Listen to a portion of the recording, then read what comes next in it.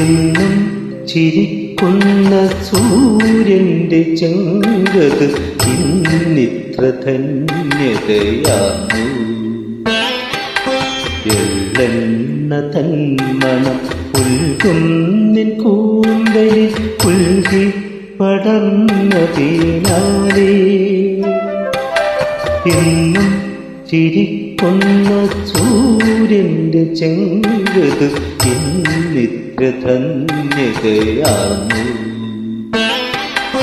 എള്ളെണ്ണ തന്മണം പുൽകും നിൻ കൂന്തലിൽ പുൽകി പടർന്നതിനാലേ.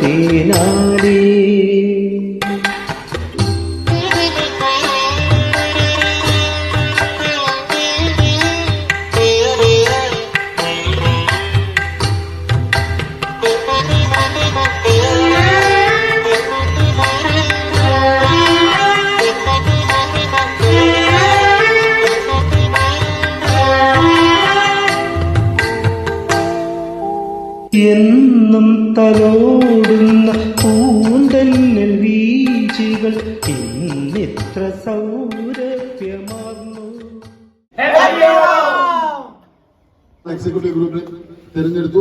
കാരണം കുറെ ഫോട്ടോ എടുക്കാനും ഭഗവാന്റെ മുമ്പിൽ തന്നെ നമുക്കത് ആഘോഷിക്കാനുമുള്ള ഒരു സൗകര്യം, അതിനുവേണ്ടിയാണ് അമ്പലം തിരഞ്ഞെടുത്തത്.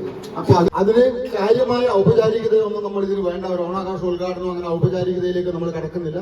എല്ലാ സഹപാഠികളും ഒന്നുപോലെ എന്നുള്ള മാവേലിയുടെ ആ തത്വം നമ്മൾ പാലിച്ചുകൊണ്ട് ആദ്യം കുറെ ഓണപ്പാട്ടുകളും, അത് കഴിഞ്ഞ് ഓണത്തെപ്പറ്റി സംസാരിക്കാനാകുന്നവർക്ക് ഓണത്തെപ്പറ്റി സംസാരിക്കാം, അത് കഴിഞ്ഞ് തിരുവാതിരക്കളി, അത് കഴിഞ്ഞ് ഭക്ഷണം, പിന്നെ നമ്മൾ ഫോട്ടോഷൂട്ട്.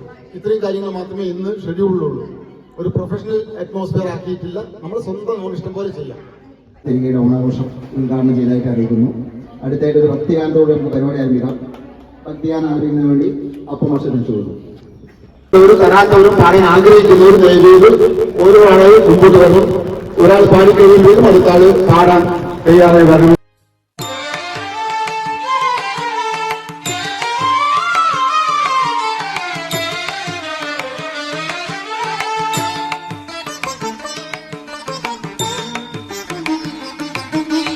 അമ്പലപ്പുഴയിൽ മനസ്സോടി കളിക്കുന്നു അമ്പാടി ചെന്ന എന്ന പോലെ. അമ്പലപ്പുഴയിൽ മനസ്സോടി കളിക്കുന്നു അമ്പാടി ചെന്ന എന്ന പോലെ. ഓംകാരമൊയിരേകും വേണുകാലം കാതിൽ തേൻ തുള്ളിയായി പെയ്ത എന്ന പോലെ. ഓംകാരമൊയിരേകും വേണുകാലം കാതിൽ തേൻ തുള്ളിയായി പെയ്ത എന്ന പോലെ. അമ്പലപ്പുഴയിൽ മനസ്സോടി കളിക്കുന്നു അമ്പാടി ചെന്ന എന്ന പോലെ.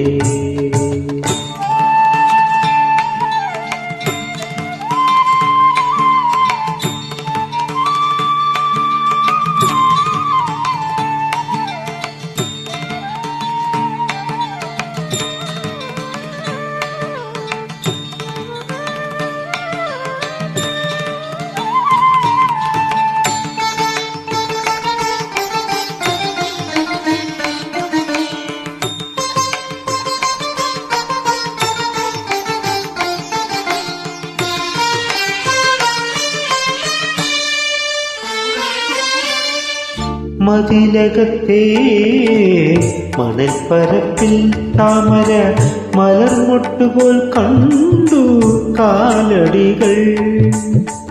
മതിലകത്തെ മണൽപ്പരപ്പിൽ താമര മലർമൊട്ടുപോൽ കണ്ടു കാലടികൾ. പുലരൊളി തേവാര മന്ത്രമ ചൊല്ലുന്നു പുലരൊളി തേവാര മന്ത്രമ ചൊല്ലുന്നു പൂന്താനം പാടിയോ തീരടികൾ.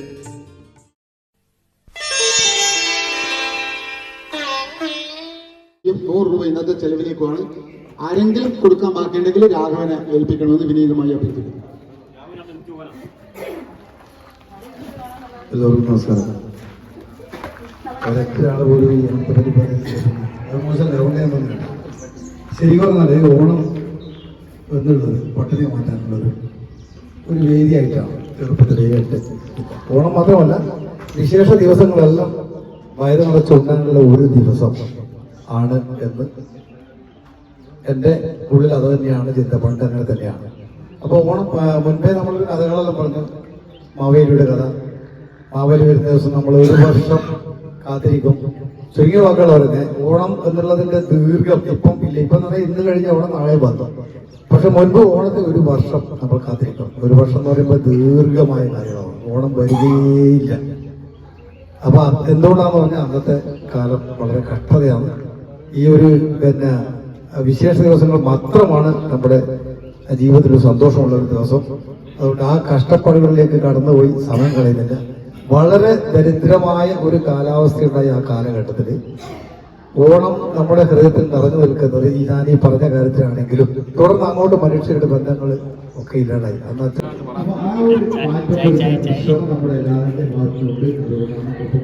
വലിയ നിലയിലുള്ള മാറ്റങ്ങളാണ് വന്നിട്ടുള്ളത്.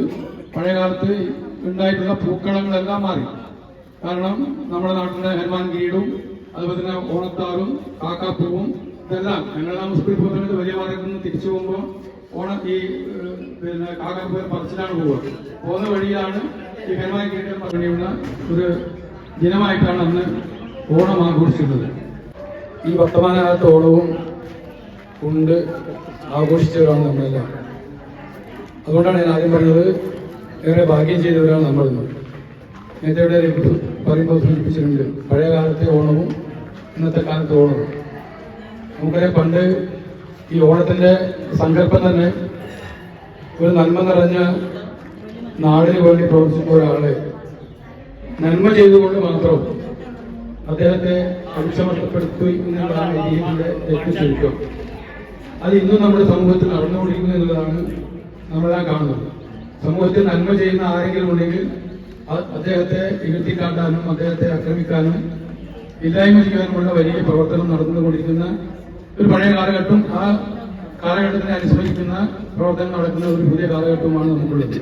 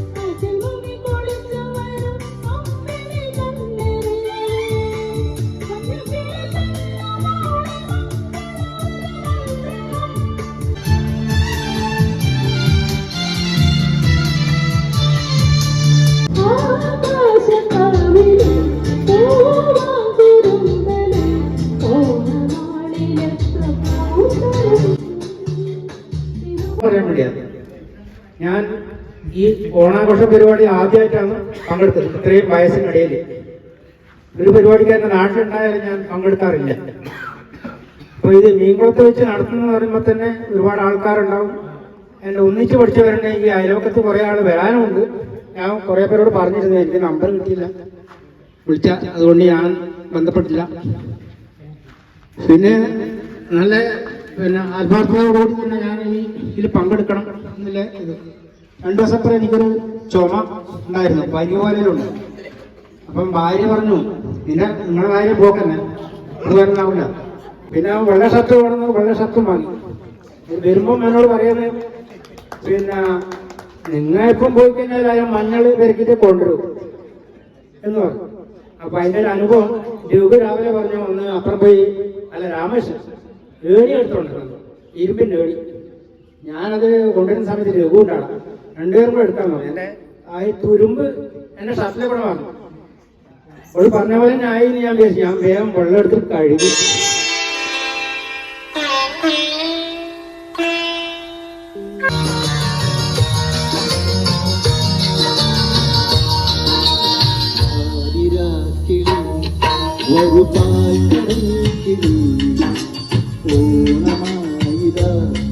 തിരുവോണമായിത പാടിയാടിവ പുലർമേറിവ പൂവുള്ളിവ മലർക്കാവിലൂടെവ കാറ്റിലാടുകയും മുളക്കാട്ടിനുള്ളിലും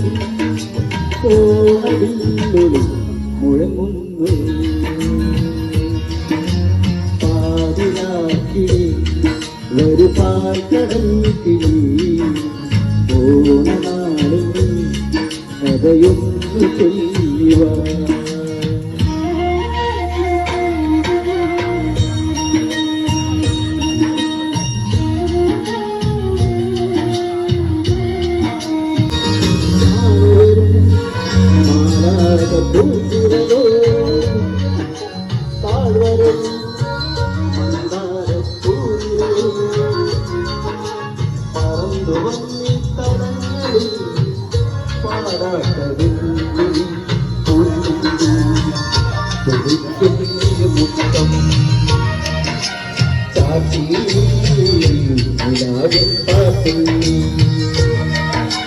തിരയിടതും കടലും നിലാവേ വാടവേ ഇതുവഴി പാതിരാക്കിളി വരു പാൽക്കടൽ കിളി ഓണമായിക തിരുവോണമായിക.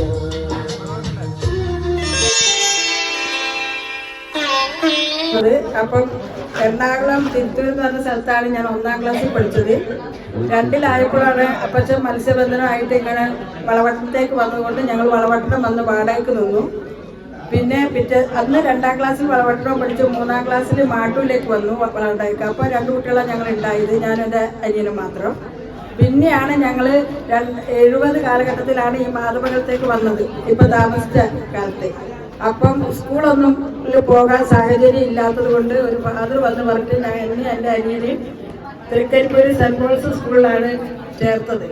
അപ്പം അവിടെ നമ്മൾ ഈ കന്യാസ്ത്രീകളുടെയൊക്കെ ഇടയിൽ അങ്ങനെ ജീവിക്കുന്ന കാലത്താണ് ഓണത്തിന് 10 ദിവസവും ക്രിസ്തുമസിന് 10 ദിവസവും പിന്നെ വലിയ അവധിക്ക് 2 മാസം മാത്രമേ ഞങ്ങൾ വീട്ടിൽ വന്നിട്ടുള്ളൂ. അങ്ങനെ 3, 4, 5, 6, 7, 5 വർഷം ഞാനും 10 വർഷം എൻ്റെ ആങ്ങളെ അങ്ങനെയാണ് പഠിച്ചത്. ആ സമയത്തുള്ള ഓണം അങ്ങനെ വെച്ചാൽ ഞങ്ങൾക്ക് ഭയങ്കര സന്തോഷമാണ്. വീട്ടിൽ അത്രയും നിൽക്കുന്നുള്ളൂ. അപ്പോഴായിരിക്കും വീട്ടിൽ വരുമ്പോൾ പുട്ടും കടലക്കറിയൊക്കെ തിന്നുന്നത്. പിന്നെ കുളിച്ച് കുറച്ച് പൂവൊക്കെ ഇട്ട് പിന്നെ ഉച്ചയ്ക്ക് എൻ്റെ അപ്പൻ്റെ പെങ്ങളും ഒരു കുടുംബമുണ്ട്, അവരും വന്ന് ഞങ്ങൾ ഒരുമിച്ച് എല്ലാവരും കൂടി ചോറും കറികളൊക്കെ അമ്മയൊക്കെ ഉണ്ടാക്കി ഞങ്ങൾക്ക് തന്ന് പിന്നെ അതിന് ശേഷം ഞങ്ങൾ ഒന്നെങ്കിലും ഞങ്ങൾ വിജയടാക്കീസിൻ്റെ സിനിമയ്ക്ക് പോകും. ഇല്ലെങ്കിൽ പിന്നെ അപ്പച്ചൻ മീൻ പിടിക്കുന്നത് പഴയകാലി ആയതുകൊണ്ട് അവിടെ വള്ളംകളി കാണാൻ 2 പ്രാവശ്യം കൊണ്ടുപോയിട്ടുണ്ട്. പിന്നെ അതാണ് ഞങ്ങളുടെ ഓണം. ഞങ്ങളുടെ ഓണം എന്ന് വെച്ചാൽ ഞങ്ങൾക്ക് വീട്ടിൽ വരാനുള്ള ഒരു അവസരം ഈ 5 വർഷവും ഞങ്ങൾക്ക് 10 വർഷവും ഈ 10 ദിവസവും ക്രിസ്മസ് 10 ദിവസവും 2 മാസം. അപ്പോൾ ഞങ്ങൾ അപ്പനും അമ്മേനെ ഒന്നും അറിയാതെയാണ്. പിന്നെ 8ാം ക്ലാസ്സിലായപ്പോഴാണ് ഞാൻ മാതാപിതാക്കൾ സ്കൂളിൽ ചേർന്നതും നിങ്ങളൊക്കെ ഒരുമിച്ച് ആയതും. ഇതാണ് എൻ്റെ പഴയ കാലത്തെ ഓണം. പക്ഷെ ഇന്ന് അതൊക്കെ മാറി. പക്ഷെ ആ ഓർമ്മകൾ എന്നും നമ്മുടെ മനസ്സിലുണ്ട്. ഇത്രയും എനിക്ക് പറയാനുണ്ട്.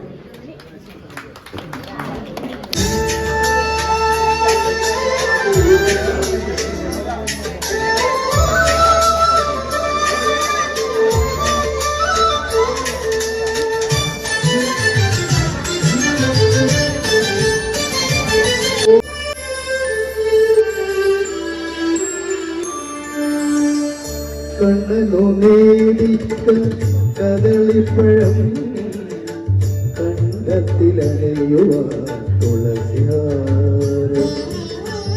കണ്ണനു നേടിക്ക കദളിപ്പഴം കണ്ടത്തിലണയുവാൻ തുളസിഹാരം. തൃക്കൈയിൽ കരുതുവാൻ നറുവെണ്ണയും നൽകുവാനൊരു ദിനം അരികിലെത്താൻ ഗുരുവായൂരമ്പല നടയിലെത്താൻ. കണ്ണനു നേടിക്കാൻ കദളിപ്പഴം കണ്ടത്തിലണിയുവാൻ തുളസിഹാരം. നടയിൽ വെക്കാൻ ചേലഞ്ചുമയിൽ പീലിയും കരുതാ.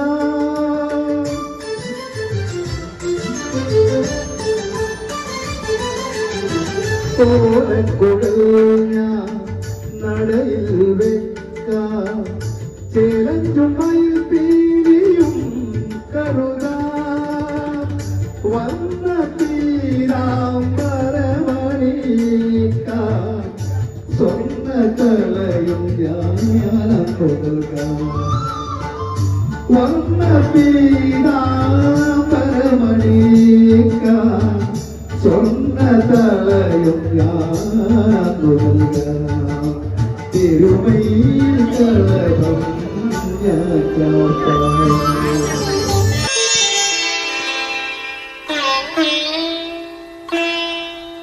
മാവേലി നാടുവാണിടും കാലം മനുഷ്യരെല്ലാരും ഒന്ന് പോലെ ആമോദത്തോടെ വസിക്കും കാലം ആപത്തന്നാർക്കുമോട്ടില്ലതാനും കള്ളവുമില്ല ചതിയുമില്ല എല്ലോളമില്ല പൊളിവചനം കള്ളപ്പറയും ചെറുനാഴിയും കള്ളത്തരങ്ങൾ മറ്റൊന്നുമില്ല. വിഷുവിന് ഒരു വിഷുക്കോടി അല്ലെങ്കിൽ ഓണത്തിന് ഒരു പുതിയ ഡ്രസ്സ്, അതാണ് ഇന്നത്തെ സങ്കല്പം.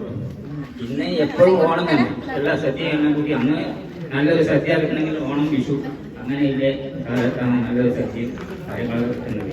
ഇന്ന് എല്ലാ ദിവസവും ഓണം തന്നെ, എല്ലാ ആൾക്കാർക്കും ഒരു ഓണസദ്യയാണ് എല്ലാ വീട്ടിലും എല്ലാവർക്കും ഉള്ളത്. അന്നത്തെ ആ ഓണത്തിന് ഞാൻ നല്ല ഒരുപാട് ഒരു പുതിയ ഡ്രസ്സ് അല്ലെങ്കിൽ ഒരു ഷർട്ട് ഇങ്ങനെ കിട്ടുവാൻ വേണ്ടിയിട്ട് ഒരുപാട് ആഗ്രഹിച്ചിട്ടുണ്ട്. അപ്പോൾ ഓണം വരുവാൻ വേണ്ടി കാത്തിരിക്കുകയാണ്. ഇന്ന് അടുത്താഴ്ച ഓണം വരുമല്ലോ, അപ്പോൾ കിട്ടുമല്ലോ വെച്ചിട്ട് അങ്ങനെയാണ് എൻ്റെ ഓണത്തിൻ്റെ വിശേഷം. അതാണ് എനിക്ക് ഓർമ്മയിൽ വരുന്നത്.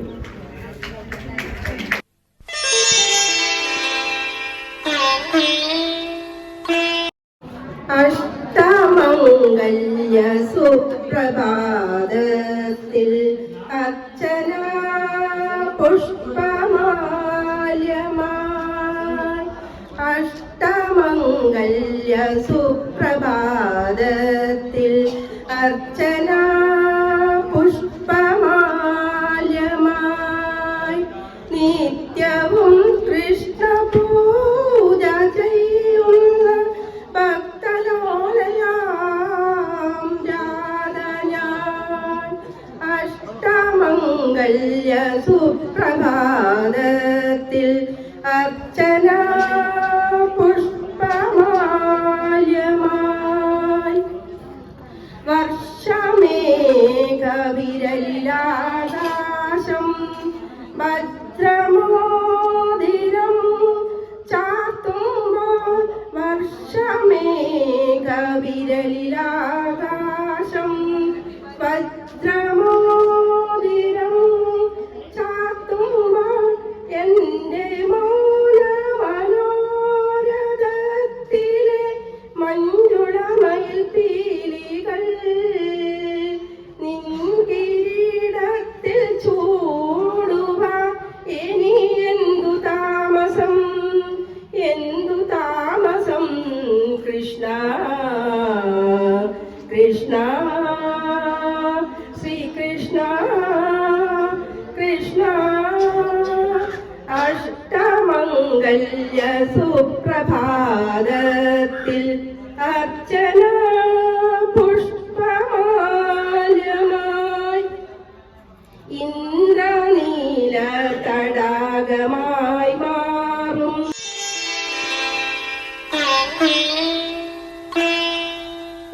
എൻ്റെ ഓണകാലത്ത് എനിക്ക് ഭയങ്കര ദാരിദ്ര്യമായ ഒരു അവസ്ഥയാണ്. അതുകൊണ്ട് അച്ഛനും അമ്മയും ഇങ്ങനെ പണിയെടുത്തിട്ട് അന്നത്തെ അരി കൊണ്ടുവന്നിട്ട് വേണം നമ്മളെ ഭക്ഷണം കഴിക്കാനുള്ള ഒരു അനുഭവമാണ്. പിന്നെ പറഞ്ഞാൽ കുറച്ച് ഒരു 2ാം ക്ലാസ് 3ാം ക്ലാസ്സിലെല്ലാം പഠിക്കുമ്പോഴൊക്കെ കുറച്ച് ഇങ്ങനെ ഒരു മെച്ചപ്പെട്ട രീതിയിലായി. പിന്നെ ഏട്ടന്മാരെന്നെ പണിക്ക് പോകാൻ തുടങ്ങി. അതുകൊണ്ട് ഇങ്ങനെ കഴിഞ്ഞു കൂടി. അതിനുശേഷം നമുക്ക് പറഞ്ഞാൽ ഒരു ഓണത്തിന് പിന്നെ പൂത്താടമാണ്. അതിനെ കൊടുക്കുന്നതിൻ്റെ ആയിരിക്കണം നമ്മൾ ഭക്ഷണം ഉണ്ടാക്കിയിട്ട് എന്നിട്ട് 4 കറിയുള്ള അതിനൊരു വെള്ളനാശം പിന്നെ ഓണത്തിനാണെങ്കിൽ കോടി ഉടുപ്പ് പറഞ്ഞിട്ട് അങ്ങനെയൊന്നുമില്ല. ഒരു തോർത്തുമുണ്ട്, ചോന കരിയിലൊരു തോർത്തുമുണ്ട് വാങ്ങിയിട്ട് അതാണ് നമ്മളെ ഏറ്റവും വലിയ ഒരു ഇത്. ഇപ്പം ആണെങ്കിൽ പിള്ളേർക്കെല്ലാം എപ്പോഴും ഓണം തന്നെ, ഓണക്കോടിയുണ്ട്. അങ്ങനത്തെ കാലത്താണെങ്കിൽ ഒന്നുമില്ല. ആ ഒരു അനുഭവമാണ് എനിക്കിപ്പോൾ പറയാൻ കഴിയുന്നത്. പ്രകൃതിരമണീയമായ ഭഗവാന്റെ ഈ സന്നിധിയിൽ വെച്ച് നിങ്ങളെവരെയും കാണാനും സൗഹൃദം ഒന്ന് പുതുക്കാൻ സാധിച്ചതിൽ ദൈവത്തോട് നന്ദി രേഖപ്പെടുത്തുന്നു.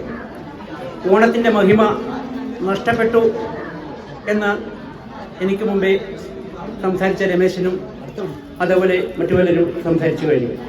ഏതായാലും ആ അഭിപ്രായത്തോട് 100% യോജിച്ചുകൊണ്ട് പറയട്ടെ, ഞാൻ ഇപ്രാവശ്യം ഓണം ആഘോഷിച്ചിട്ടില്ല.